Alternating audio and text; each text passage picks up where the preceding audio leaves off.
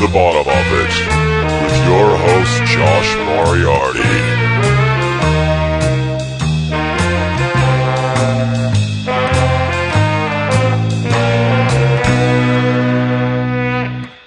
Hello, welcome back to the Bottom of It with me, your host, Josh Moriarty. How you doing? It's been a few weeks. What have I been doing? I went to Argentina with Miami Horror. We did some shows over there. We played in Chile as well. Getting some new All the Colors record stuff going. Making music, playing shows. That's what we do. That's what we live for. That's what this is all about. That's what we're here to discuss at the bottom of it, ladies and gentlemen. But I'm not going to make my intro drag on. You listen to WTF with Mark Maron. He tells you far too much about his life. Mark, we love you, buddy, but no one really cares too much about you, mate. They want to hear about the guests. So here we go. Today's guest is Dan Mack.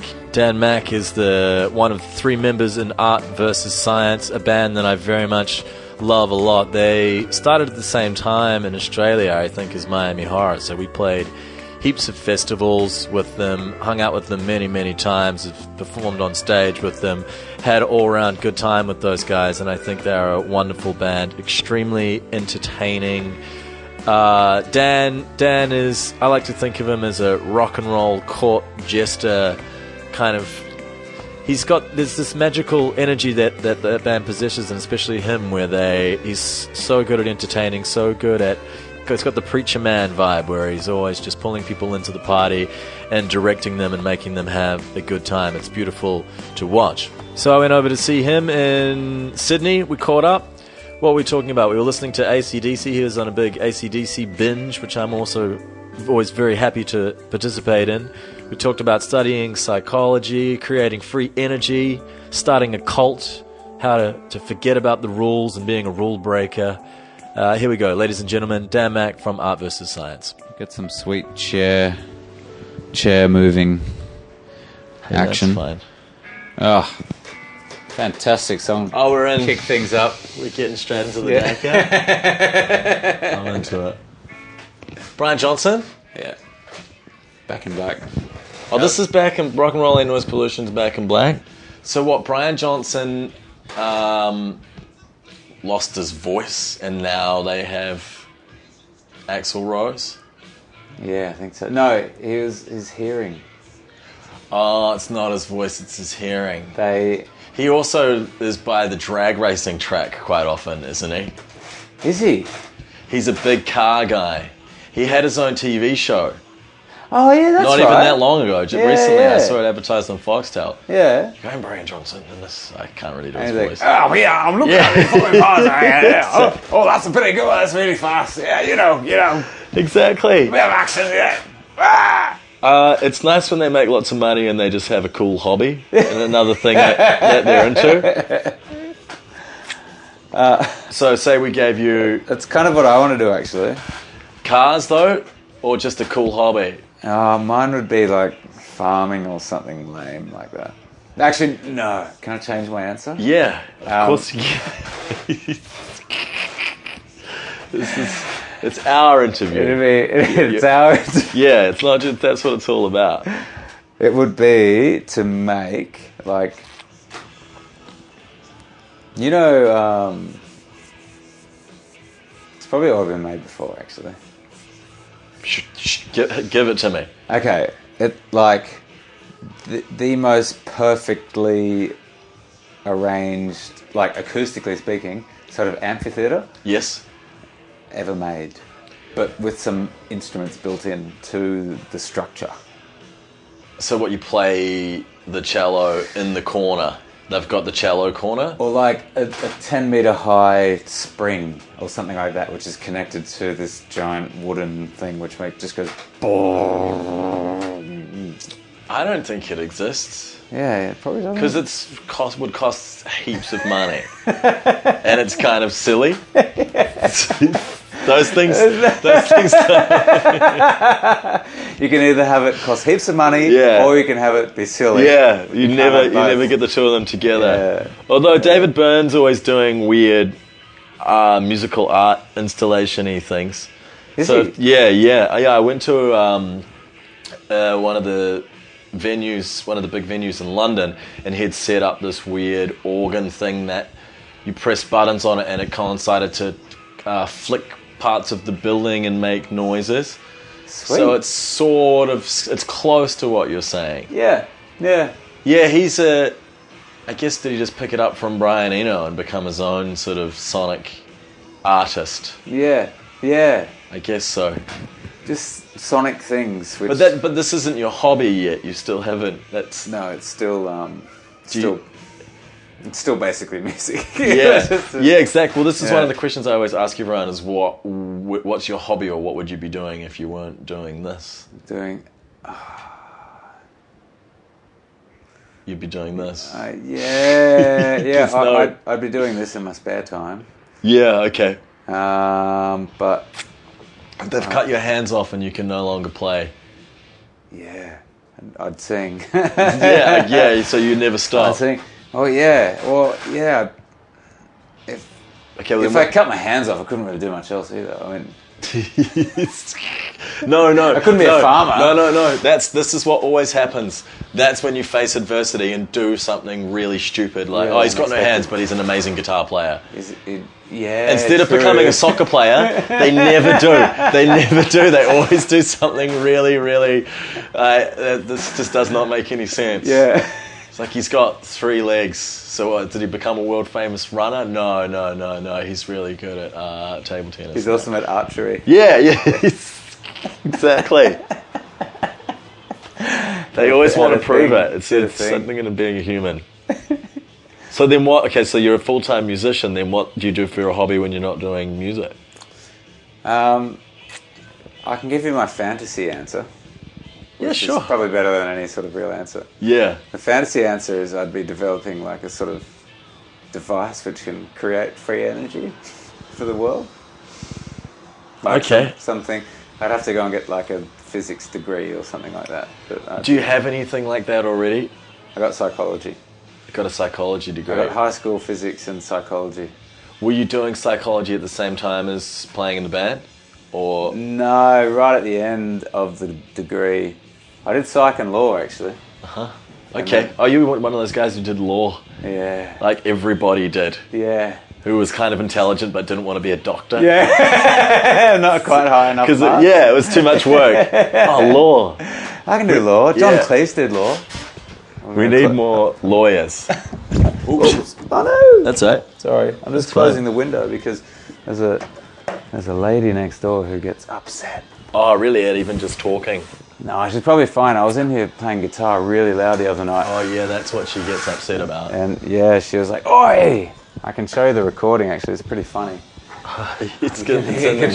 You can hear the moment when she went, "Oi! Close the window." I was recording a guitar solo in my bedroom for the All the Colours first album. Yeah. And it was one of those things where I'd been doing it for a few hours, and then there's just this, I could hear in the background, "Oh, this is just fucking getting ridiculous."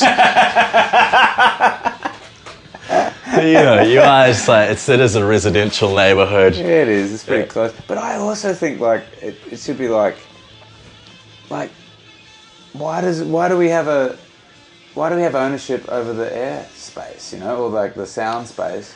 It's not ownership. I guess you just have to share. And you have to share. We live in a diplomatic country and system, so if they say one thing, you say the other, then you meet in the middle. That's what it is. Doesn't feel like there's that much meeting in the middle sometimes, though. It's more just, this is it, fuck you. Well, I feel like maybe it's because, this is why I'm listening to AC/DC right now. Yes. Because I feel like there was a pretty terrible moment when I showed my friends this recording of, and this is quite risque chat right now because she might be listening to it. What's she gonna do? I don't know. She's in the bathroom. I can see her there now. Anyway, not that I'm looking. I've never seen her in the bathroom before. Oh God, what have I done? Anyway, that's true. All I'm saying is true. We don't have a lot of fuck off and playing the guitar. It's only 10 o'clock. Oh, yeah. People back down. Yeah. No, I don't, Dan. You don't back down? No, not really, no. No, fuck you. Yeah. I don't care. Oh. I have the spirit of rock and roll in me. Good. And I won't let them tell me no. Because that's what it's all about. Yeah. Yeah, well, you know me a little bit. I'm not a pussy, am I? I don't know. I feel like we've all become so pussified that we're like... No, I won't never. Yeah. No, Good. I won't let them. Good. Should we get the guitar out?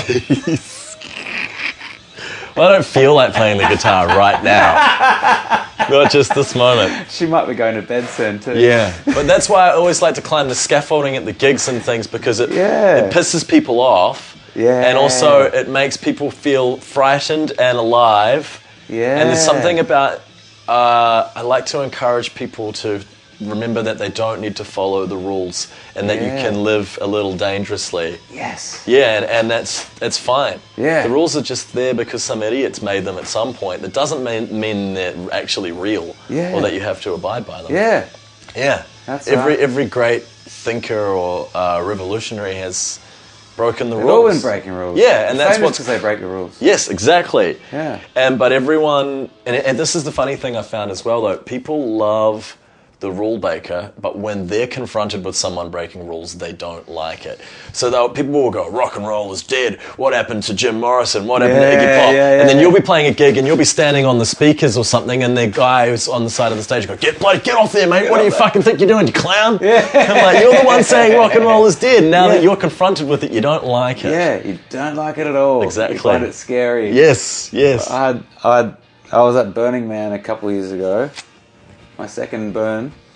Oh, yeah. Second and last. How many days did you get burnt? Too many. I ended up getting caught by police for something, which was very scary. But... In the States? Yeah. Yeah, okay. But they'll let you back next time? Oh, yeah. Okay. Yeah. Nothing too We're mates naughty. now. No. Okay. Just like a... Just a casual misdemeanor. It was a casual, like, you know, I was trying to touch their genitals. Or, Yeah. Something like that. It was like a twist of the nipple. But we were there watching this thing at the end of this week of like individuality, radical expression. Yes. You know, all this fucking whatever. Mm-hmm. And we're all sitting down to watch the man burn, and there's one guy right at the front, fucking standing, blocking a few people's view. Obviously being a bit of a dick for that purpose, I think, to be like, everyone's sitting, I'm just going to fucking stand. Okay. You know? He's actually, you know, and people start going, sit down!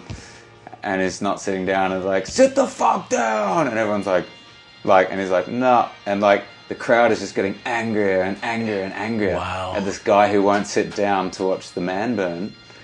And they're just like, starting to get really fucking shitty at him, and then like these two big guys get up and go and like stand next to him, and they're like about to sit him down if he doesn't sit down, you know, like they're like going, you got to sit down, like, and he's like, no, I'm not going to sit down, and like everyone's going, rah, just bang, you know, and like me and my mate were sitting there going, this is fucked, this is heavy, everyone's like, you know. So I started like, when the crowd would reach fever pitch, I went like, he's the only one being different! And everyone would sort of like confuse everyone. They go, whoa. And then they like, keep like, the energy would get up again. He's the only one being different. I love that. Well, it's so easy. You have to break, you always have to break your own rule as well. See, that is about freedom. Yeah. And then he's trying to be free. And then already in that free community, he's getting shut down for trying to believe in what he believes in. Yeah. So you have to constantly be... If you truly want to believe in these things, it's like at the moment, the intense movement of... You know how we're so PC? Yeah. Right? So everyone's trying to look out for everyone. Yeah. But what people are not realizing is how bigoted they are in bringing down the person who's a bigot. Yes. And they've just completely lost sight of what they're standing up for, and they're the massive cunts now. Yeah. Yeah. Like the abuse and Yeah, it's like the vitriol that comes out of their mouth in the name of goodness. Yeah. It reminds me of the Pharisees and Jesus and them being like, we know the law. Yeah. Who's this rabble rouser? Yeah. It's exactly the same. Oh, someone in some podcast said like Jesus came to save the world from religions like Christianity. Yeah, well, that's exactly it, isn't it? Are you a religious man, Dan, at all? I go through phases. Right now I'm onto that Buddhist. The problem I've found with religion, it's only personal, is that I'm the sort of person, which is probably why I play music and want to play in front of thousands of people. Yes. I'm the sort of person to take a concept like religion and start to think that I'm actually the Messiah. Like I might actually be some sort of like highly published saint or like thing. I could see how you could think that and also maybe. Because I've seen you in front of large crowds. Don't encourage it. Well, no, that's what you are. You have the preacher man vibe. You're like Pele from the Himes. It's a very similar sort of thing. I'm the conductor of this party and this group, and you're all gonna do what I say because you will enjoy it. Yes, exactly. Yeah. It's for your own good. Yeah, yeah. If you're with me, you're gonna have a fucking awesome time. Yes, yes. You know? And like that evolved out of college, and before that. Just uni and drinking and drugs and like, you know, trying to pick up girls and all that. Slowly developed this persona which seemed to, you know, be the most popular with chicks, I suppose. Yes, okay. All rock and roll. Also mixed with like a very strong intake of music and all that. So, but then you read this text which says, we're all just sort of like divine sparks of this one great thing, and the actual aim of life, contrary to what you may have learnt so far, is to become enlightened and free of all attachments, and stop this ridiculous chain of birth and death and rebirth and death. So then I found I just would start to take myself a bit too seriously, and now I'm somewhere in the agnostic realm, I suppose. Yeah, I think that's where I sit now as well. Yeah. You get balls deep and then you have to get away a little bit. Because it is the same thing of needing to break the rule again. Yes, exactly. Yeah, otherwise you do just become... It's a funny one. People who find their religion or find their new spirituality and then just become massive assholes and they become intolerable. Yeah, it happens often. I think I've been that person at some point, and I've had friends who have done it as well. Yeah. You don't understand. I've got the thing for you. Yeah. You're not living right. I've figured it out. Yeah. No one else has figured it out except me. Yeah. Like a handful of people, but everyone else is just And even when you ever figure it out, it never lasts for very long either, does it? Because we're just always evolving. Nah, I've done it. Veganism, sobriety. You're doing it though. You just seem to be going pretty well with it. Yeah. With sobriety, it's just more so drinking was just getting a bit difficult and a bit boring. Yeah. And I just don't think I need it anymore. Yeah. So I'm just evolved another way. And it wasn't I've got to stop or put a huge pressure on myself when I didn't want to do it. Yeah. It's just been an evolution of myself. I'm like, oh, this is fine. Yeah. And it's not a big deal. Yeah. And yeah, but I don't know if I will go back to it again. Yeah. But if the time arises... Yeah. Never say never. If the Never calling say comes, never. maybe it will be fine. Yeah. Maybe I'll find myself in a more peaceful state of mind in some point in my life where it doesn't make me go crazy. Yeah. Getting drunk. Yeah. Yeah. But the fire is still in me. Yeah. So until it's extinguished, I don't need to throw kerosene on it. Which was great many times, but it can be a little dangerous, that's all. And I always have that point where I could just dive off the edge of the planet. It felt like one whiskey away. Yeah, One whiskey away from another pill to another line. To another thing. Yeah. So if you just stop it from the very start and don't have the first drink, this is fine. Yeah, working. Yeah, it seems to be working. Can you give your wild man a run in other ways? I don't feel like I'm any less wild. Yeah, because my character is still the same, and I don't think I was really drinking. It wasn't ever really out of a fear of social anxiety or any of those sorts of things. It was more just because it was fun. Yeah. Yeah, and I've got all the fun out of it, and it stopped being fun. Oh. Yeah, it stopped being fun. Okay. So when anyone says to me, "Oh, that's so congratulations on quitting drinking, it must have been doing," I'm like, not really. No, it just wasn't fun. Yeah, anymore. just I'm not some great moral man. See, I quit drinking because I was trying to be moral. Right. No, it doesn't. It didn't work. It doesn't work, and it doesn't last as well. No. I was still having fun, but I tried quitting because I thought I'd become like a Superman, like a Buddhist Superman, right? Or a Christian how did that work out? Horrible. I couldn't even talk to anyone without thinking about how I was just like different from everyone and like sort of above everyone, you know? So you became the I became arsehole. one of those assholes that you're talking about, which is... Tired of pretending that I'm not strange. Was that written in that time? Exactly, yeah. I was listening to that song today in the car on the way over here. Yeah. And it is a little pointed.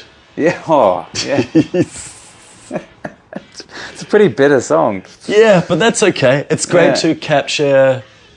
that's why I love to write songs and be in a band and make music, because it's sort of a diary of your life. Yeah. And it's just that other people get to read your diary, I guess. But you're happy to share it with them. Yeah.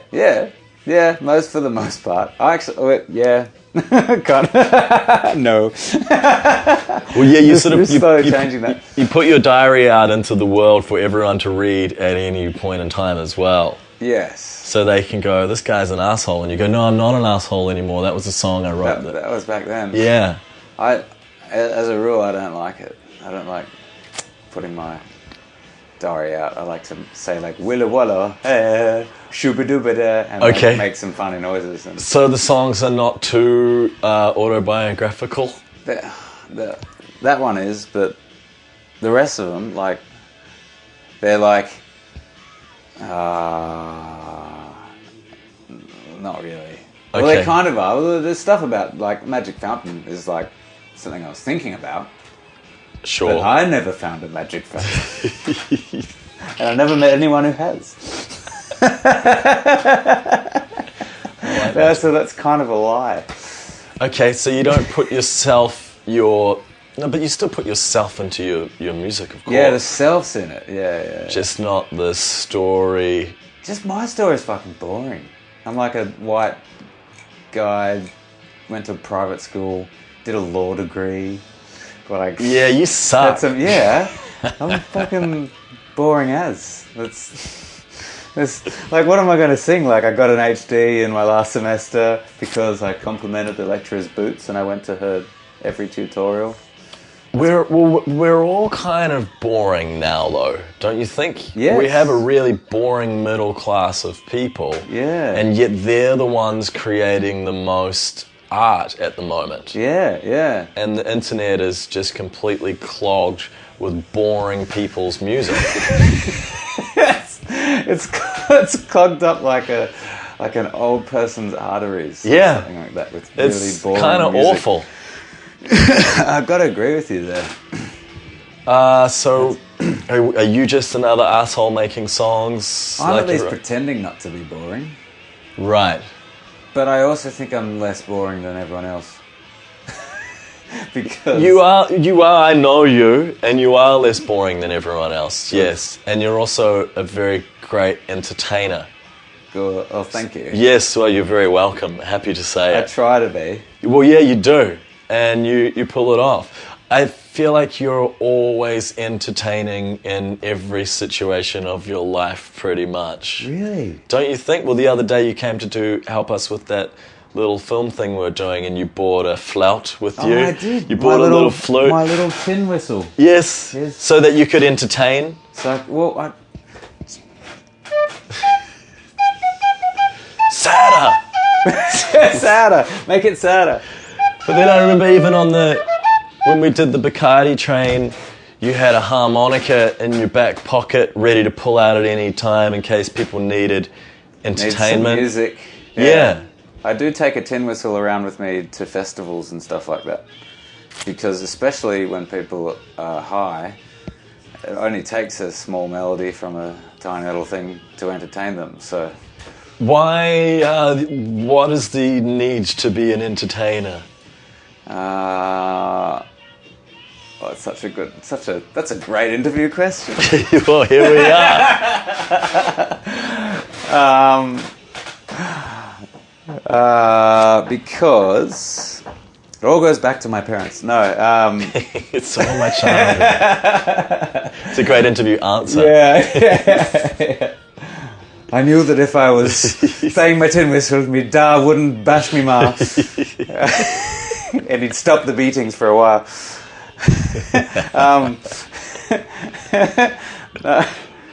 Because it's fun. It's very fun. And I appear to be good at it, so I like it. When everyone's having a laugh, it's nice. It's a good laugh.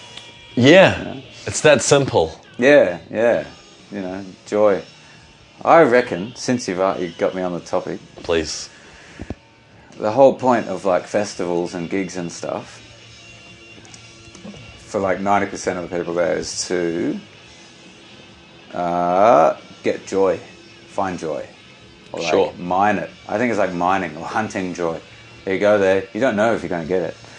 People there, they bring their pills and they go there and they pre-game and they go, oh shit, and they go to see the music, and then they're like, oh, I might run into someone, or I'm going to have some sort of wild serotonin release in my brain, and I'm going to laugh, or I'm going to everyone's just looking for joy, and so tin whistle, you can short circuit it, because when the music stopped, you can just play a little melody. So you can just keep the joy going. Yeah. Are you addicted to joy? Yeah, I think so. Yeah, you're addicted to the party and the good time. Yeah. I think so. That's a good thing. I think it is. Do you get sad and lonely when you're not doing it? Are you a depressive person? Yeah, I think so. Yeah, actually, it's not a I think so. It's like, absolutely I am. Yeah. When is that? When does that happen? When the laughter stops. When the laughter stops. When the music stops and the sadness comes. But that really is there is that. I mean, that especially is a big part. Yeah, after a gig, I feel pretty sad a lot. Oh, it's awful. That was what cracked me, sobriety-wise. Mostly because I couldn't maintain the moral superiority, but like. There's no sadder place for a sober person than after a gig backstage, I feel. Yeah, I can agree with that. Yeah, that's just like, you want to keep not drinking, you got to get the fuck out of there as quick as possible, finish the show and get anywhere else but back there where there are people there only drinking because there's nothing else to do but drink. Because, like, you wouldn't be there if there was no booze. There's a fluorescent light, a little plastic tub, 4 walls, like in a demountable, like, it's a fucking boring shit. It is a boring shit place, isn't it? Get the fuck out of there. It's funny once you see people imagine what the backstage is like, as if it's this fantasy land. Shangri-La, fountains. And it's just a really awfully lit prefab room with bad sandwiches.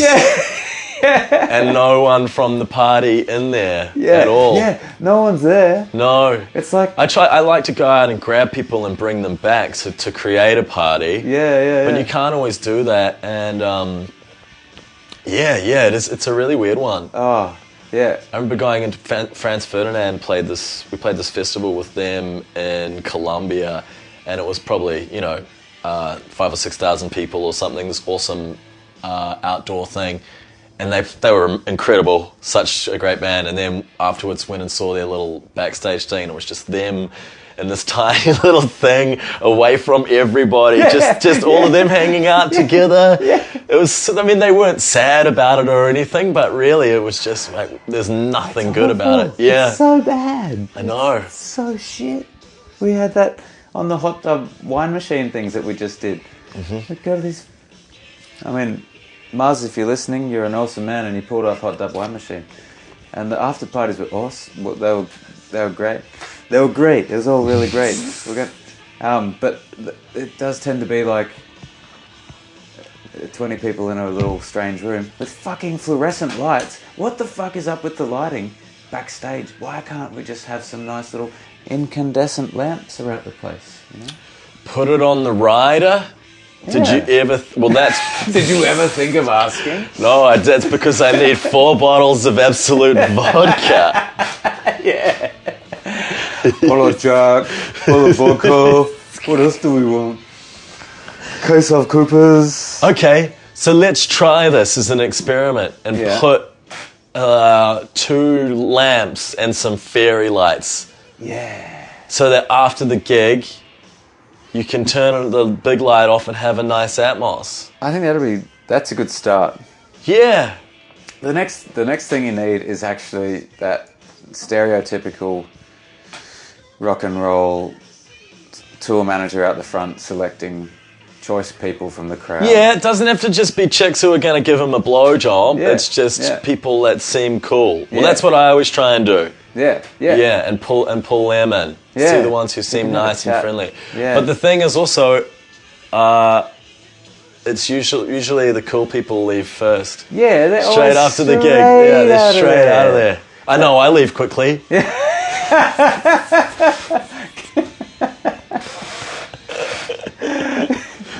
Because you're cool. Oh, of course. Because you're a cool dude. Yeah, I don't even go anymore. I don't even go to the gig. Fuck them. I'll wait till we play a festival and then I might watch them side of stage. Walk up and go, hello. Yeah, that was the shit thing about being single on the road. Well, all the best chicks leave first because they're all really smart. Yeah, they do. And then I don't want to say too much about the girls which don't leave first, but it's not really about really girls. Nice as well. It's not even about girls and single though. It's just about the people who want to stick around and get. I need to see the guy from the band to say that I love their band. How do you feel when they tell you they love you, Dan? Do you feel anything?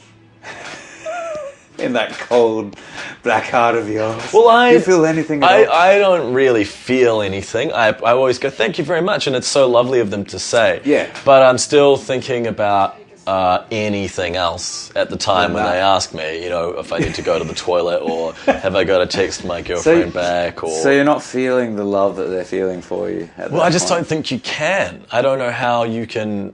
Well, when someone tells you they love you... Yeah. You don't know, in any sort of capacity, it's hard to actually... It seems like you're suffering from small ego. Like you can't absorb...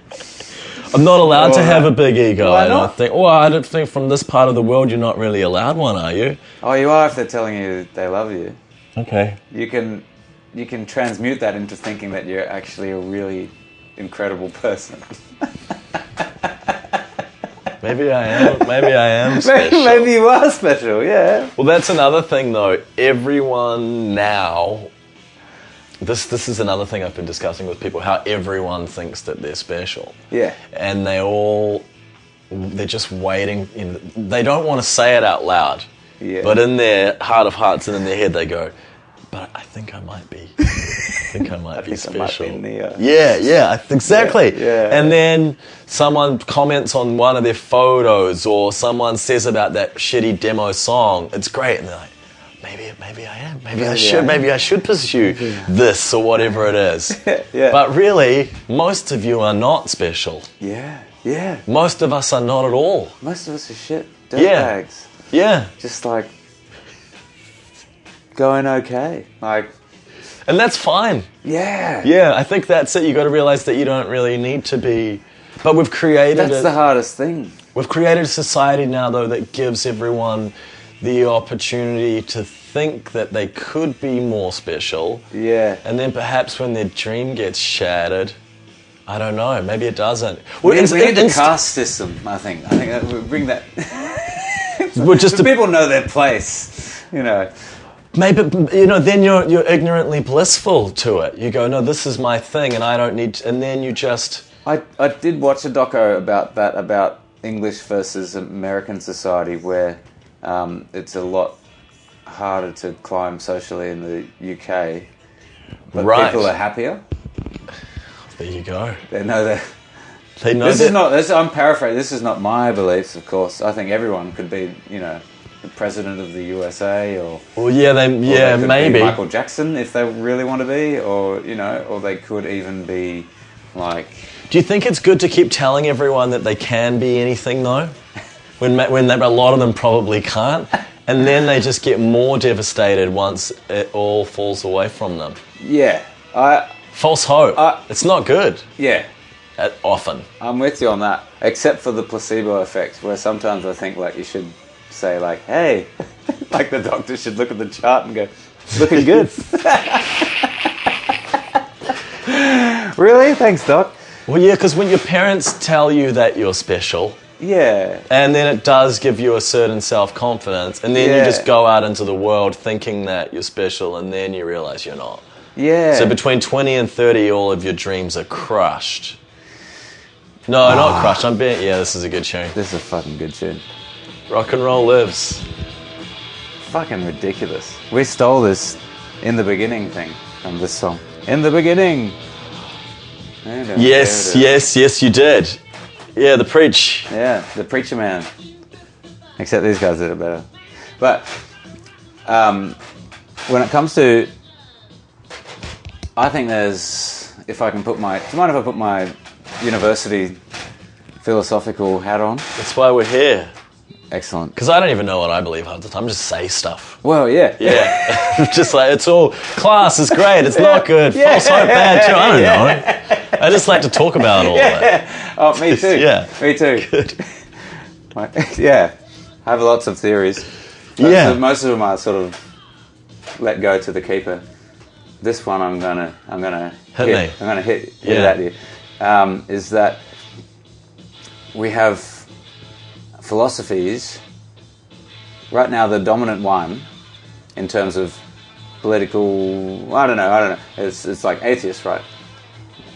Which is like most summed up by you are an I don't know. Tim Minchin might say it, or something like that. You're an insignificant speck of dust upon a tiny planet in a huge giant thing. You mean nothing. You know, it's like That's Carl Sagan's one. Carl I think. Sagan. Yeah. He said it more beautifully. Yeah. He made it. He made it sound at the meaningful. end. He said, "And that's real nice" or something. And it's nice. Yeah. Yeah. But you can look at it the other way. And the other way is that like you are part of like the whole, and you are like all is one, and you are actually God, and everything is God, and you're anything which isn't God-like, and you're just still working it out, you know, which is very nice and very, very pleasant to think about. But Absolutely. to me, I've found a battle between these two things, and it might just be that you're like, you know, a bit of a dead shit.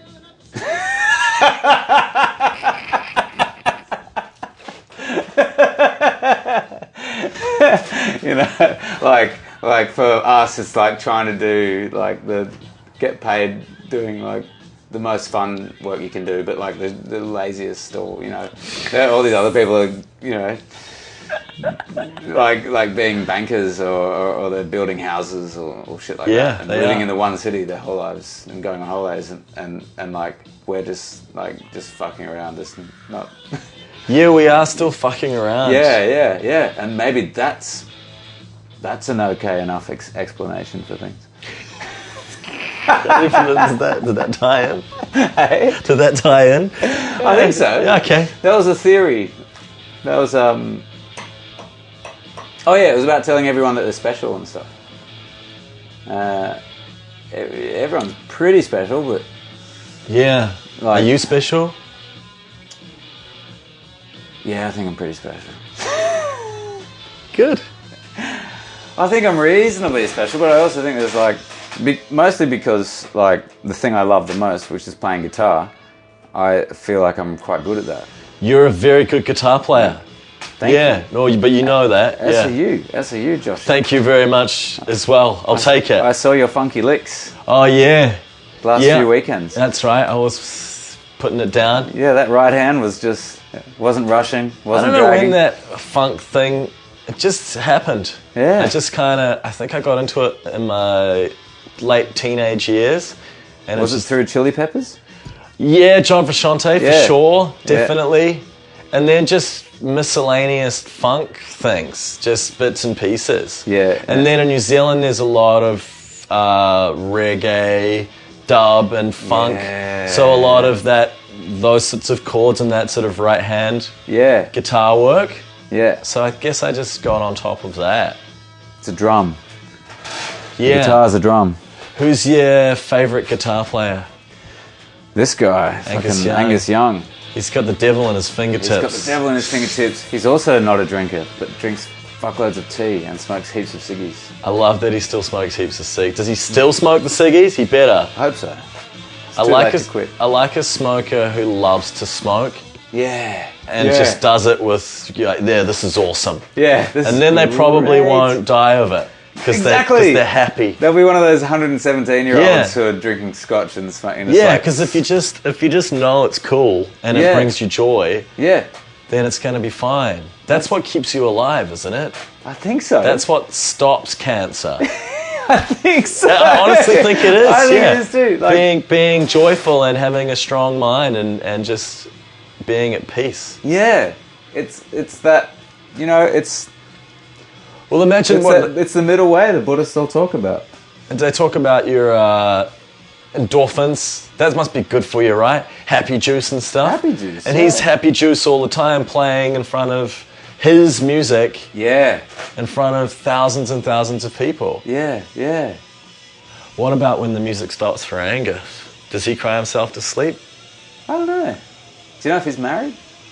I'd say so. I've never met him. I'd love to interview him. I would too. He seems like an awesome guy. I've heard he lives on the Central Coast. I read an interview with After the Fall. Remember After the Fall, that like punk band? Yeah. They somehow were at his house. Right. He was like offering them cups of tea because he's probably just. Well, I think the most rock and roll thing in the world is a cup of tea. Personally. Go on. It's the real shit, right?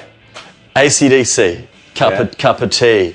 Yeah. The Beatles. But Malcolm, who's unfortunately lost his mind slightly or something. He was a heavy drinker. Okay. I feel like AC/DC. Oh, sorry. Go on. No. It's not. I don't think it's the booze and the cocaine and the weed. Yeah. I think it's the cup of tea. If the Stones would have been having a lot of cups of tea. Pink Floyd, when they were doing Dark Side of the Moon, there would have been a lot of cups of tea. There's no doubt about it. Beatles tea. This sounds like a bit of conjecture, or perhaps hearsay. Well, I know. I feel pretty rock and roll in my soul. Yeah. And now all it's about after the gig, cup of tea. Before the gig, cup of tea. Yeah. The great thing about a cup of tea is you can just have it almost any time. Yes, and it gives you a little pet. Yeah. And it's just enough. Just enough of a thing. Because the booze gets in the way of the rock and roll. Yeah. And the cocaine, you blow out and it's shit. That's not real. That's not the spirit of rock and roll. The spirit is within you and you don't need it. But the cup of tea is just a nice little thing. A nice little... Boop. Yeah. What about like a nice frosty beer, though. Isn't that nice when you're playing guitar? Yeah, I know you can't think about that. No, I don't right? like to think about it because that's the one thing that I really, really miss. It's just a nice frosty cold beer. Yeah. But then I want another frosty beer, and then if we're having band practice, like, well, let's just smoke a little spliff. Yeah. And then your brain goes to that really fun place, and then you just jam for ages. Oh, yeah, that sounds horrible. Oh. I miss it so much, Dad. I miss it so much.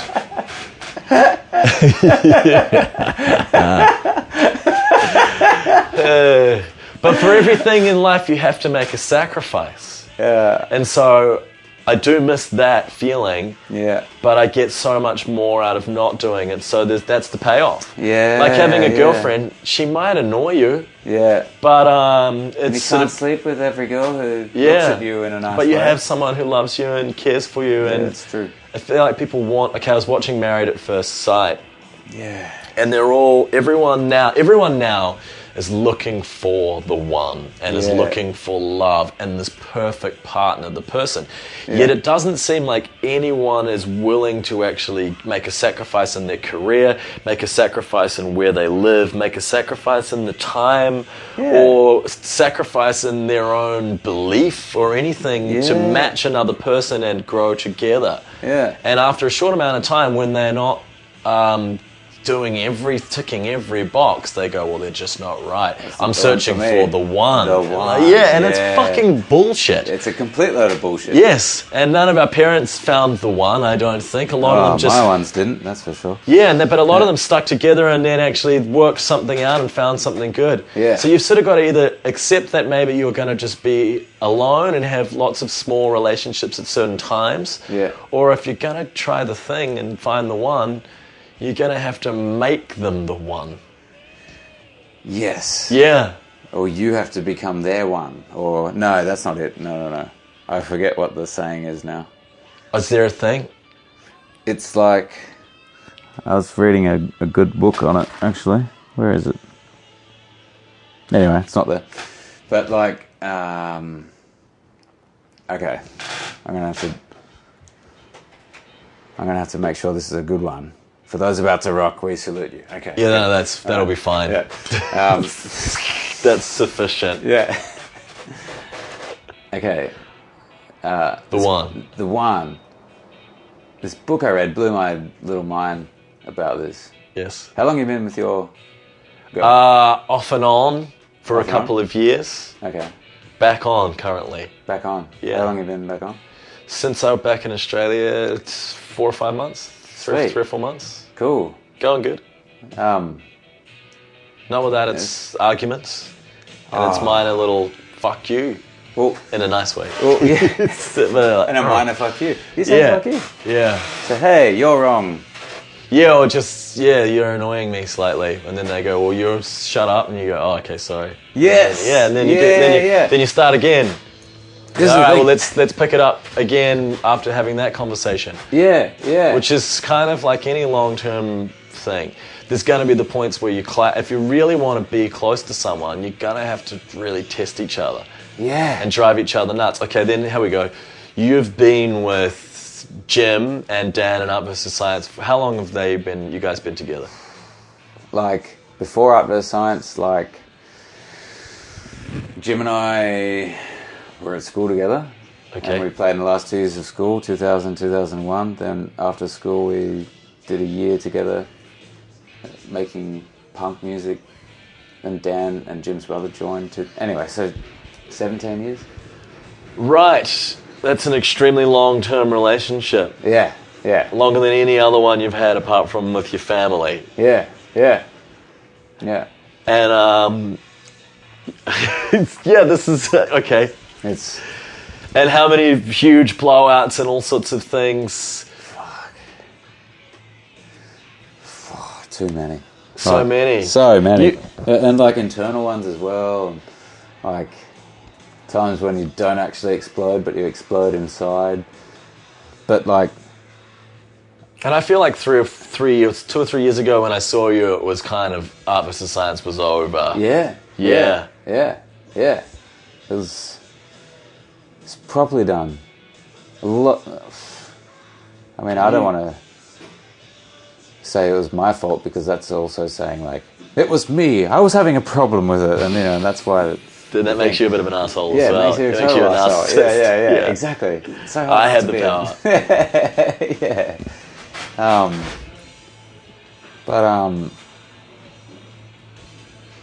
I think those differences, that everyone always talks about, like Lennon and McCartney and Keith Richards and Mick Jagger, and if you can have a couple of people who push each other off in certain ways, but they're not so strong as to tear each other apart, then Absolutely. Then you get some extra energy or something like that. And is that what we should have in our love relationships as well? And is that what we shy away from? I think so. I think we're actually... They're annoying me. Yeah. They're challenging me in a way that I don't like. Yeah. So I'm going to get rid of them. Yeah. But yeah. then that creates really amazing sex as well. Yeah. I really think so. It's like, fuck you. And everyone wants great sex. Everyone really wants great sex. Yeah. And that happens with that sort of thing, I think. When there's like... Well, there's a little bit of tension, perhaps. Yeah. Yeah. Because everyone knows about the make-up sex and those times when it's been really incredible. Yeah. And like you're saying with Jagger, and not that I just kind of despise the Rolling Stones, but they've obviously... Yeah.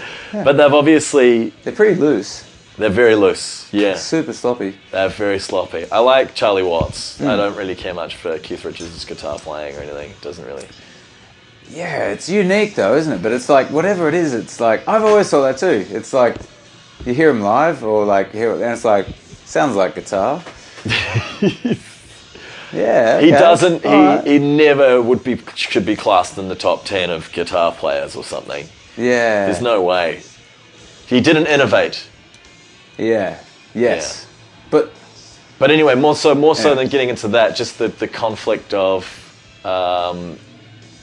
you tried to escape your band, and here you are. You guys are very in love. You boys are very cute. I always see you together. You're a weird little boy family. Yeah, we are. Yeah. They're my husband and husband. Yeah, I have the same with all the colours. Those two boys. There's only 3 of us now, and we're all very much in love with each other. Right. And even Ben and I in Miami Horror, he's my wife. I think of him as my wife. What about Daniel? Little Daniel, he's probably our child. Oh, that's sweet. He's a nice little boy. But he's so easy to get along with. It's a different thing. But with Ben, it's sort of, he's a wife and he needs to be satiated. He needs to be heard. Yes. I need to let him know that I'm listening to him and things like that. Yeah. And because he gets very worried about things. Yeah. And you've got to just let him know, you're cool. And I think we used to argue a lot because I wouldn't listen to him properly. And I just when he's worried? Yeah. Stop being so worried. Yeah. And I just kind of, because I was also I'd outburst when I was drinking as well would be a lot worse. Yeah, and he didn't like me because I can get kind of irascible when I'm drunk as well. Like, you're causing too much of a scene. And I'm like, fuck off, no, I'm not playing. It was just so much tension between us because of that. Causing a scene. Yeah. But yeah, we're really good at the moment now. We've kind of worked through a lot of, him and I have been together for 8 or 9 years now. Wow. It's quite a long time. That's a long time, isn't it? Yeah, we live together now as well. You live together in LA? Yeah, it's the 2 of us. How's that? We've got a young girl who lives with us as well, so she's our little daughter. Oh, that's nice. Yeah, it's been really nice. That's nice. It's fine. We've got the studio upstairs so we can work a lot. It hasn't been a problem. Can you make noise? We're not, Miami Horror's not noisy. Oh, really. Yeah, it's not, there's not guitars up really loud or anything like that. What about singing? Yeah. But I'm never really singing too loud. Not singing too loud? No, we just keep it relatively daytime. That's what I'm missing here. You live in Sydney, you're not allowed to go past a certain decibel volume. It's true. And I'm starting to freak out, man. Fair enough. Yeah, I just want to bellow. Yeah. Really loudly. The more and more they try and suppress you, eventually you just explode. This is it. Is that what's going to happen? There is a pressure cooking pressure cooker cooking. I found here in Sydney. Australia to be quite suppressive for quite a while now. I don't think it's just Sydney. Yeah. Yeah. Melbourne's a bit cooler, but even But in Melbourne, there's still a lot. In Australia, I notice that the person who tells you to turn it down or to stop being anything really thinks they're right and doesn't sort of expect to be challenged and believes that they're completely in the right and that you're wrong. And we've created this thing where and now people start keeping their voices down now because they're like, oh, worried to upset anybody and things like that. Fuck off. Not having it. I won't do it, Dave. Yeah, good. Yes, I know. It's nonsense, and it's just going to make... Yeah, that's not what life's about. It's not. It's not. Jump around, scream and shout. Noise. Like, being a kid and... Yeah, bang some being drums, okay with bang it. pots and pans, anything. Just, do it. It's so scary. Even I'm scared. Yeah, well, and also when you get stoned, it gets more scary. Well, that's true. I find that would always happen to me. I'd be terrified of the person coming over. So many times I've had... You'd have to talk to a stranger. Oh, it's the worst. Yeah. I've got a real fear of... if I hear now, it's like so scary for me. PTSD. Yeah, because I've had a guy, when we were first moved to Melbourne from New Zealand, he busted into our house and started yelling at us and said, I know people. I'll get you sorted, and that kind of thing, and threatened us intensely. Holy shit. I've had many threats for just musical larrikinism. When really you would just go, man, I just want to be free, bro, and just have fun and make music. And they're so uptight, and because they've got their new baby and their wife's on their case or whatever, and you're fucking with I get it, but it's funny that the anger that comes out of them. There's no reason. No sleep. Yeah, sleep makes you mental as well. Sleep and being hungry.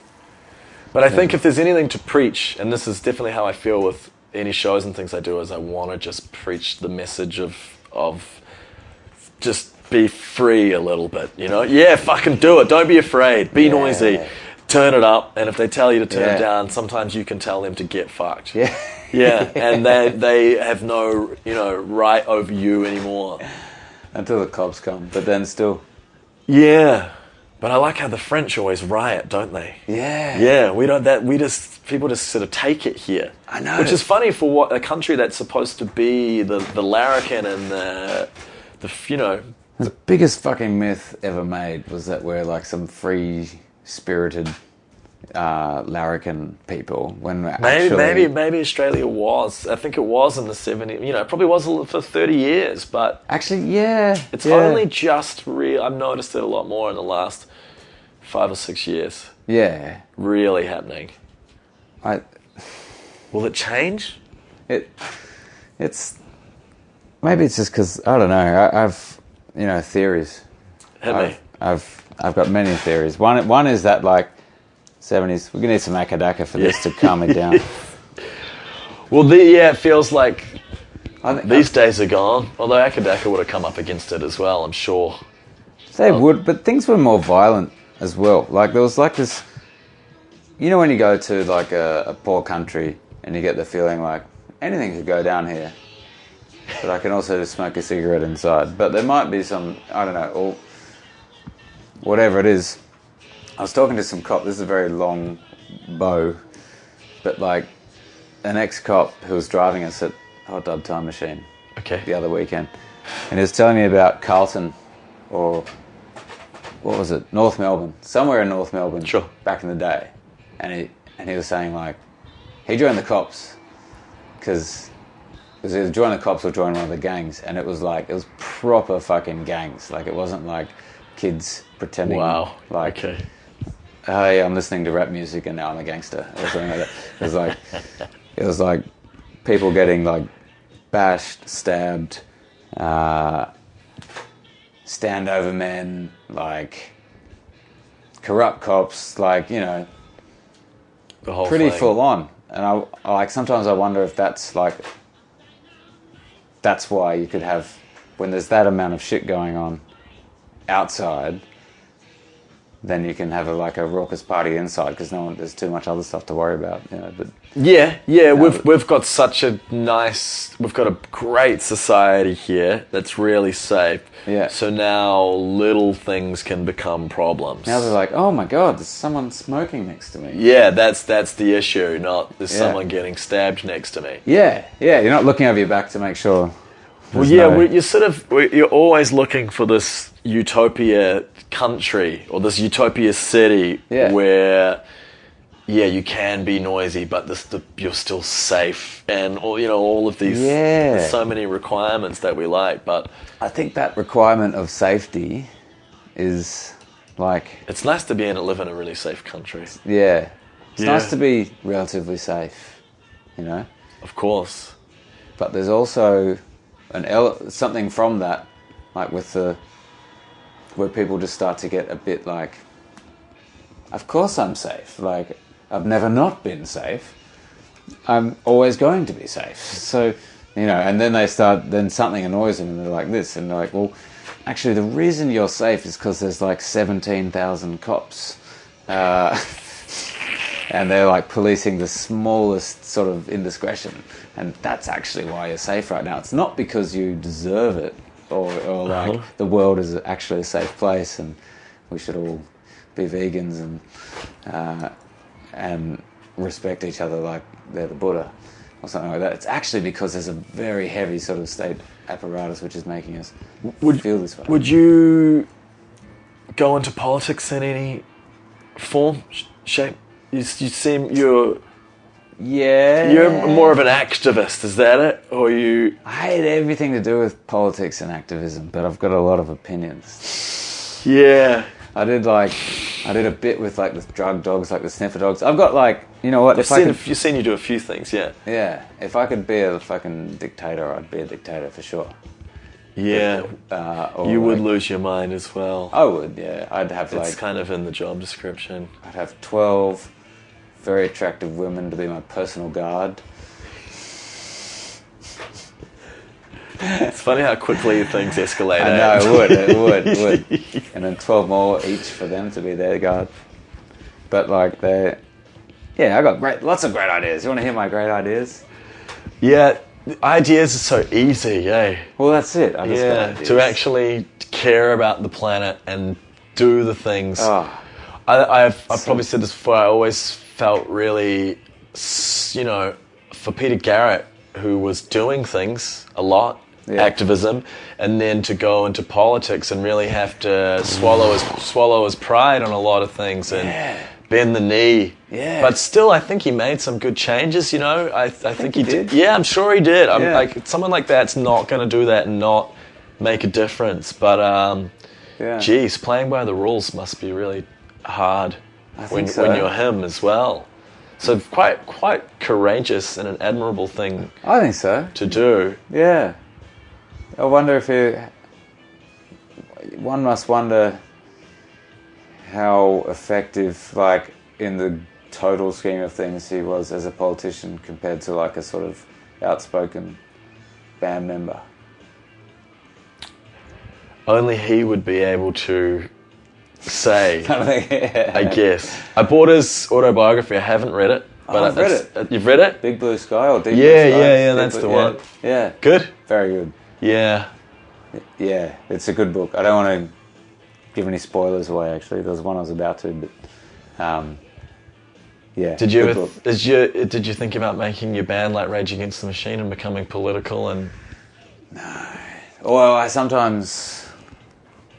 Lately, I have been a little, but I don't know, like, because it's that joy addiction thing as well. Because like I mostly just want to get everyone all revved up and then like if they're like at fever pitch, maybe like slightly hint into something, like slip in a little something. Yeah. Like at the end of a gig, I always say, thank you so much, and take care of one another tonight, or something like that. Yeah, actually, you did a good job the other week. That was like okay, because that's pretty. At a festival, I think you need to say that. Yeah. Remind people just to and I think I said, and drink plenty of water. Yeah, that was brilliant. Yeah. What's fucking. I'm sure there might have been like at least 10 people there who went, Yeah. like, oh, yeah. I think that's as political as I can get in Miami Horror. I feel that way too sometimes. Yeah, you'd need to start a whole thing. But you could. But it's, I think, you know what? I think it's actually like you have to work it into a song and like treat it a bit like poetry or something like that, and make it. This is one of the questions that I've asked a lot of people is, you know, what difference do musicians make to the world, and are they, you know, are we changing things for people? Definitely. Like these guys, Akadaka, they're like, this song, Highway to Hell. Sounds pretty cheesy now, right? No, not to me. Yeah. Sounds brilliant every time I hear it. I know. I was talking to, you know, Mossy, Jamie Timoney, Leeds, New South Wales. Do you know Jamie? I don't think I do. Maybe not. A friend of mine, muso guy. Yeah. He said he loves it when a song makes him want to kick over a wheelie bin. Yeah. Yeah. Exactly. Like this one. Fuck. Yeah, they make you feel alive. Rage Against the Machine does that. They make you go crazy. Yeah. I was just, like, I don't know. I mean, late 70s. I felt like listening to Highway to Hell today. It was like, it was a rebellion a bit in saying like, yeah, I'm going to hell, and I don't give a fuck, you know, like this power, because all your friends are going to be there too. Yeah, and like the power that the church had over everyone, saying like, do this or you're going to hell. Hell was the worst possible thing you can possibly imagine. They're saying, yeah, don't care. What are you going to do? You know, it was sort of like this. So like rebellion and like, yeah, you know, a bit of rebelling in that sense. Which is not to say that I don't know if Bon Scott's still around somewhere, or if he's reincarnated or whatever, or if he is in hell or whatever. But well, you know, his spirit, I love him. Yeah. I love his cheekiness, and he would have been naughty, and I like to do that with music and with performance and things like that, and not. I like to climb over things and run through the crowd, and you know, do things that they don't want you to do a little bit. Yeah. Because it's cheeky and it's not. And I like to be dangerous. Yeah. Maybe like a smattering of danger, because rock and roll always needs to be a little bit dangerous. Yeah. That's why people love Jim Morrison and things, because there's always an element of I don't quite know what could happen, what he's going to do. And that's so captivating. That's exactly it. Yeah. I think that's the. And I guess that music has had a difference on my life and the way that I like to live. Yeah. So that is a difference that music does make, I think. And there'll be a lot of people who, put on that song when they need to get revved up or feel a certain emotion. Yeah. You do it. One thing I like to ask is if this there's an end goal for you, a point where you can finally retire and go, oh yeah, I've done everything that I was set out to do with music.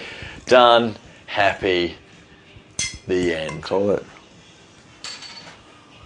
Oh, it's such a good. You always ask the cut to the quick. Josh, that's a great question. Okay, good.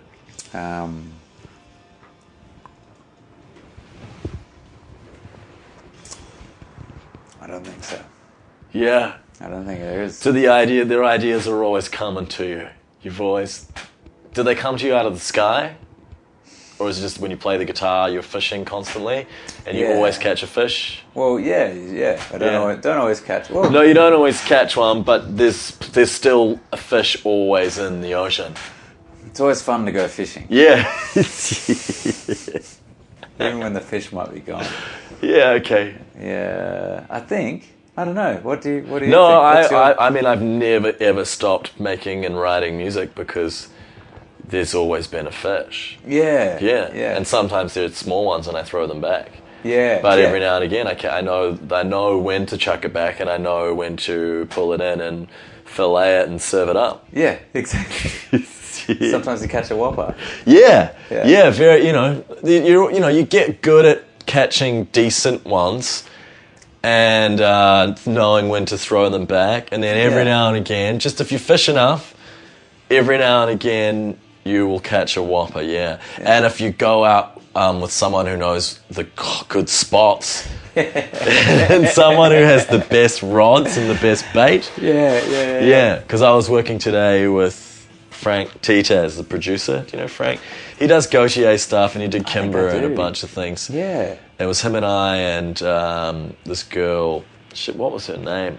Thelma Plum. She's some young Australian artist. Yeah. And she's... Frank's a very good fisherman. Yeah. He knows what to throw back and how to bait it just right, and it's quite amazing working with them. Yeah. So if you surround yourself with those people, there will always be. You're bound to catch fish. Yeah. I think that's what happens. People just start working with the better producers and the better songwriters, and they just catch better and better fish. Yeah. They go to the right place. There it is. And then some people, eventually they just can't do it anymore. Yeah, I think so. A lot of them do. A lot of them just run out. They just keep going till the end. Well, actually, a lot of them run out. I'm really... Or do they just keep going to the same fishing hole? And eventually that one runs out of fish. You got to go somewhere else. Yeah. I keep bringing it back to AC/DC, but they seem to keep going to the same fishing hole. They do. They seem to be getting a little bit depleted or overfished. But you'd never want them to put out a ballad, would you? No, I don't want them to change. I don't want them to change. No, they can keep doing that same thing. Yeah. You don't want Brian Johnson whispering in your ear. No. They won't change. You don't need to worry. They won't. They're not going to suddenly... I stay up at night worrying if AC/DC will change. That's one thing you really never need to worry about. Really? Really? I love that. Are you sure? He lies awake How do at you night know? worrying. How do you know? Yeah, apparently they've been talking about working with Tiesto or someone. Oh no. No, I don't. So you'll just keep fishing. I think you will as well. I can't see you. Yeah, I think so. I can't imagine, as we were talking about, I had delusions of grandeur of maybe becoming a monk or a farmer or just buying a place in Byron Bay with a nice creek and a river. Yep. I think the reality of that is a bit different to how we might imagine it. But are you happy with your career and everything? Yeah, at the moment I am, yeah. Good, yeah. I've got a handful of really good ideas. I think that's it. I think if you've got a few good ideas, you're like, I really want to try this out, then it's like... Well, that's, they say you always need to have something to look forward to, right? To live a happy life. Yeah. And when you've got a pocket full of songs and ideas, then there's always something to look forward to. Yeah, Getting with the band and your good friends. Yeah. Yeah, and doing it all again. Yeah. I think that's why I like having someone who you're abrasive with, or you sort of don't naturally click with. Someone who's not a clone of you. And that's what your band is? Yeah, fuck me and Jim. We're very similar on a lot of levels, I've realised over the years, but for a long time I thought we were complete opposites. Okay. But there are some parts of our personalities which are pretty different. But No, you're definitely very different. Yeah. Well, that's why I'm interviewing you and not him. But not because I don't get on with him, and we're not. Don't like him, do you? No, but we don't click on a certain level. Yeah. I don't think I've sat down and talked to him for a really long time. Well, we've had some good chats, you and I. Well, yeah, exactly. Yeah. We always have. So yeah, you two are definitely very different. Yeah, and there's also something with that where there's something to look forward to if you can bridge a certain thing, or you can challenge. Yes, yeah. But yeah, it is that you need that that right balance where it's not too challenging, where it just will tear you apart. Well, yeah. But I'm probably just the right amount of challenging. Yeah. You too.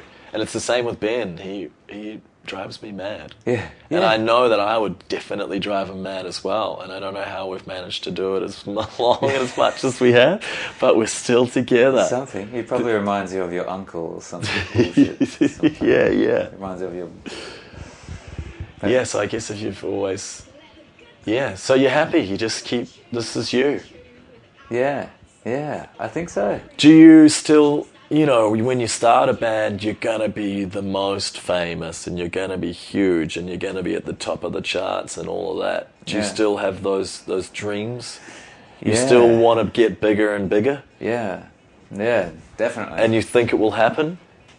Yeah, I'm weirdly confident about it now.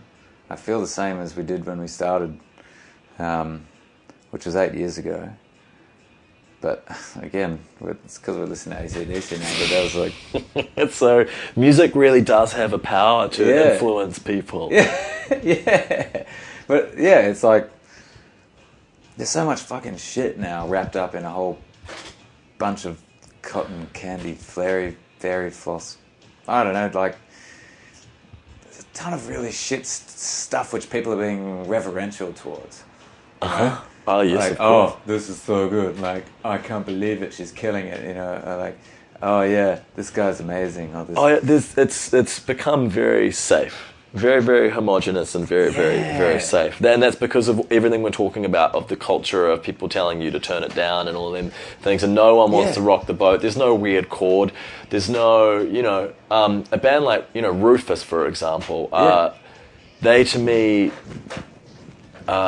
And I'll say it, and I don't care if anyone hears it, like, it's no disrespect to them, and I've met them, and they're very lovely and all that. Yeah. But when I listen to that, there's not one element of danger in that music to me, so I don't hear one dangerous note or one dangerous chord or anything. It's like the most clean, pristine, packaged, easy thing. And people love it, and that's totally cool, and good on them, do your thing. Yeah. But for me, they're like the band I hate the most, because it's just too good, or it's like too nice, or too sort of crisp and clean, like, wow, you guys are really good at doing that thing. Yeah. But I'm like, it doesn't feel like there's nothing dangerous. They're not taking any chances. Yeah. And that's fine. Like, if that's what you want to do, totally cool. But it's just, just use them as an example as well, because I can't think of anything else. But they have a very round. I feel like the presets are like all jagged edges. Mostly. Yeah, the presets are dangerous. They push, and the presets write some terrible stuff sometimes because they're fucking on the journey to try and do something, and when they get it, it's amazing. And that's why I liked, like Panau and Nick Littlemore and those guys, because they feel like they try to go somewhere, and sometimes they might not land it, but when they do, it's amazing. Yeah. When I listen to Rufus, I'm like, oh, it just doesn't feel like you guys have tried to push anything, you've just kept it in the safe zone. Oh, I feel awkward because I love those guys and I'm really close to them. Oh no, it's fine, and that's what I mean. But this is like, you should be able to discuss this stuff, and it's like, it's the sort of thing where shouldn't we be allowed to say about bands and our friends and things that you might not like someone's music, but it doesn't make them a bad person, That's if I saw them, I wouldn't.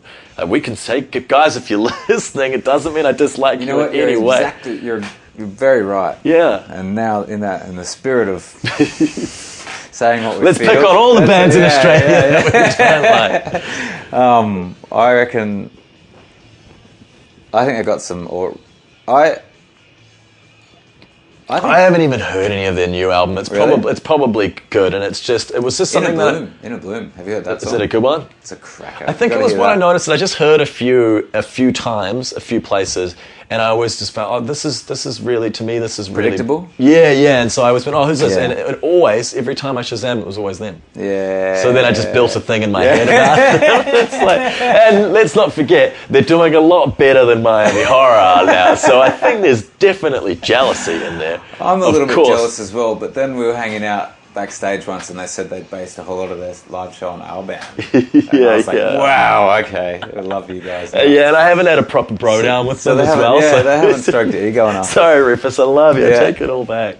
No, I know what you mean. But like, it's pretty. Well, this is. It's like, here comes the build, and here comes Yeah, the yeah. drop, I have a sort of a musical.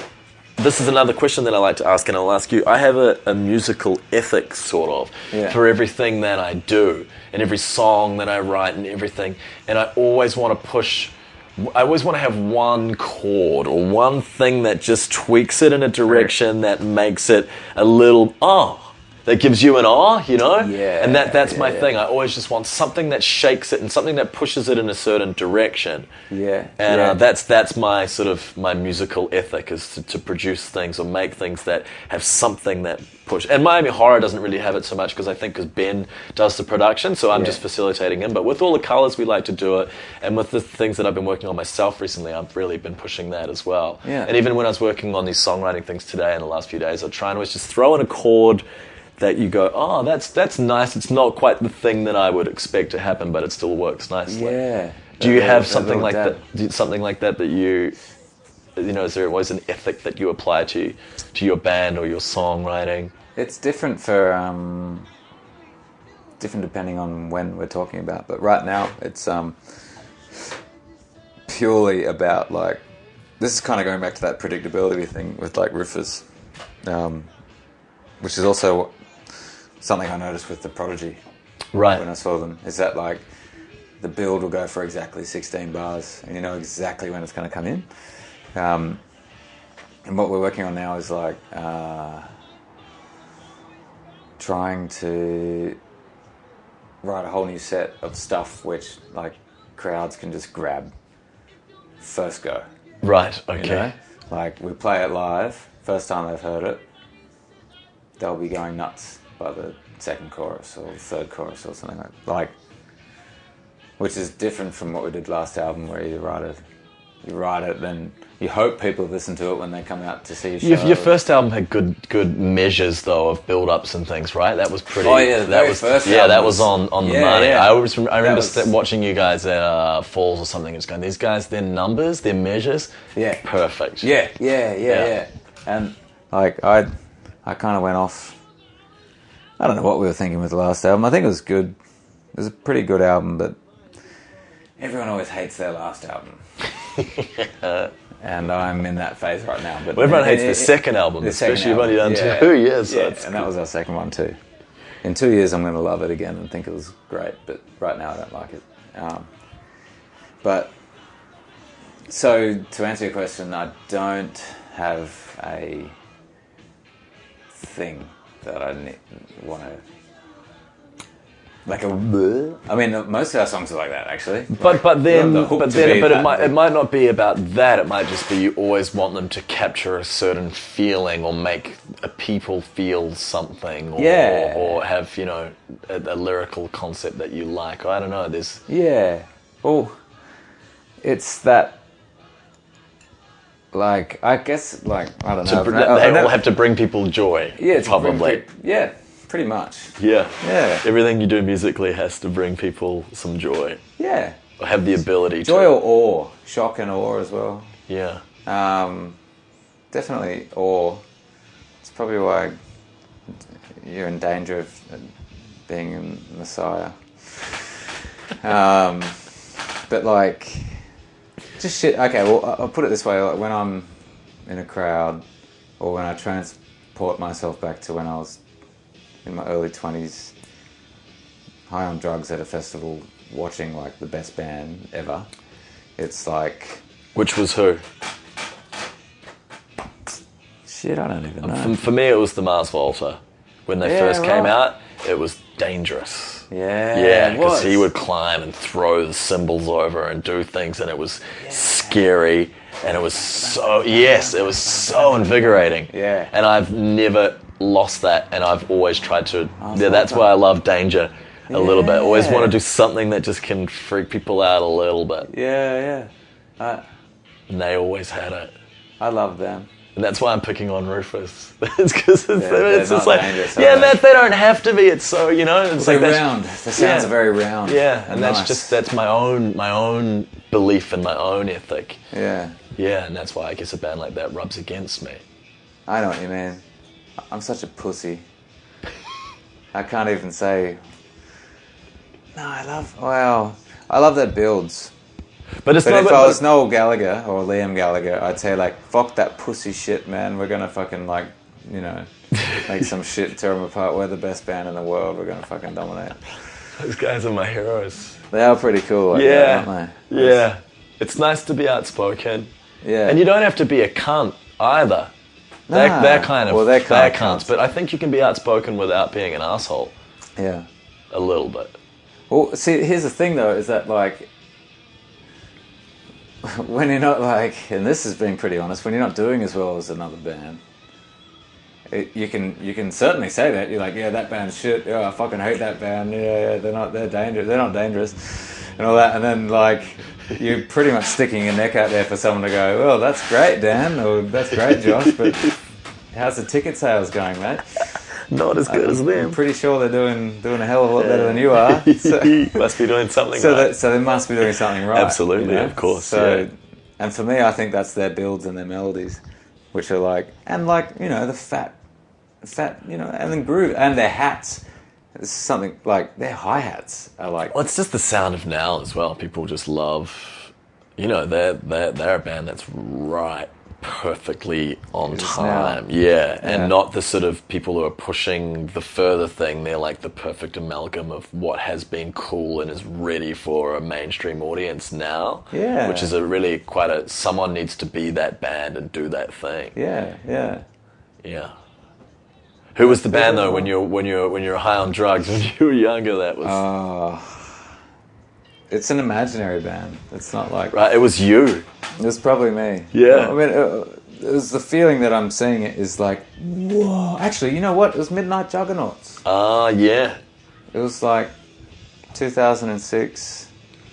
The Juggies, Watching Shadows. I was like, because I was in a rock band at the time, and it was like, oh my god! It was like I was just discovering electro and like pingers and fucking. That was Girls. such an exciting time to be around music and to be coming out of rock and roll and moving into. I was exactly the same. Yeah. And it was so fresh and exciting. Oh my god! Like, Yeah, we can been through Jet and Wolfmother and and the Vines. Yeah, and had been playing rock and roll yourself, and suddenly Yeah. like, what we can use keyboards and start making sparkle it up a little. Yeah, and that was the punk rock thing to do at that point in time, was to stop being punk rock. Yeah. And I guess that's now why we're excited about rock and roll again, is because it's time to. That's the new, fresh thing to be doing. Yeah. Because we've just exhausted the club.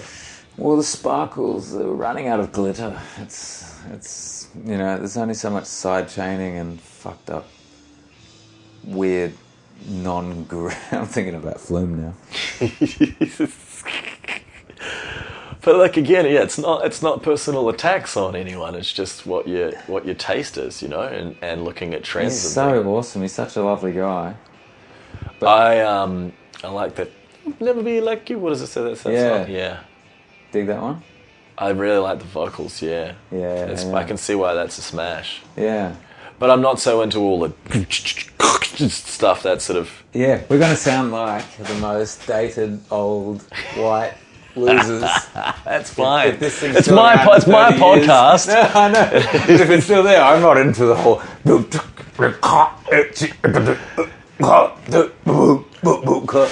Like the wagon that's built out of 5-sided wheels. But he's shape. he's the master of that right now, isn't he? That's his thing, and he's owning But it. also the chords. I mean, he's awesome at doing original beats and stuff. But I think All the so. chords. Everyone's like, "Whoa, it's such a fucked up beat." But he also probably wrote. Listening to that, I listened to his new album. I just flicked through the other day because we were Yeah. referencing one of those songs, and yeah, all the chords and the top lines and everything are really, really Yeah. well put See, together. that's him. That's him. Yeah, it has to be. Well, yeah, of course, because you Yeah. can't. They don't just get You someone can't to do build a that for you. career out of spastic beats. Or No. He's on a thing, and he feels. See, he's got a danger. He's kind of dangerous. He's Yeah, dangerous. Yeah, yeah, and that's why I like him. Yeah, because it's not the norm. No, he's pushing. It's always pushing. He's got that artistic That's thing why I of have wanting. a sort of jealous, grudging respect of him. Yeah, yeah, of course. Like Tame Impala. Well, I have no. Yeah, that's just a whole other fucking thing. Different kettle of fish. Yeah, he was just born with a total gift, and it's this beautiful, a beautiful natural, amazing, free-flowing, like plucking beautiful songs. He knows the perfect watering hole to fish, he does. and he goes back there by Somewhere himself. in Western Australia. Yeah, and he goes and just plucks the best fishes. No one knows where it is. Fish. Yeah, and he's just nailing that, and I think he's going to keep doing it. Yeah. And he pushes as well and is creatively trying to go somewhere. I'm jealous sometimes that he's pretty much a solo operator and doesn't have to... I can't think of another person he's one of the greatest of all time. Yeah. Because no one else has written, produced, mixed, mastered. I think Todd Rundgren was doing that, but I don't think his albums were as succinct or his songs were quite as, and universal as Tame Impala. Yeah. Kevin Parker will be is one of the greatest the people that's lived. Yeah. And it's always amazing that you think, there'll never be another dying Michael. with jealousy here. Good.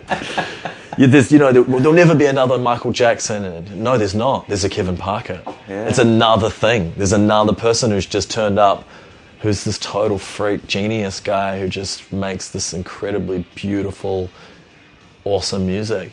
It is really cool. Yeah. MJ. Well, that's another one. That's... Rip. Yeah. Rip MJ. Well, pour a little beer out for him.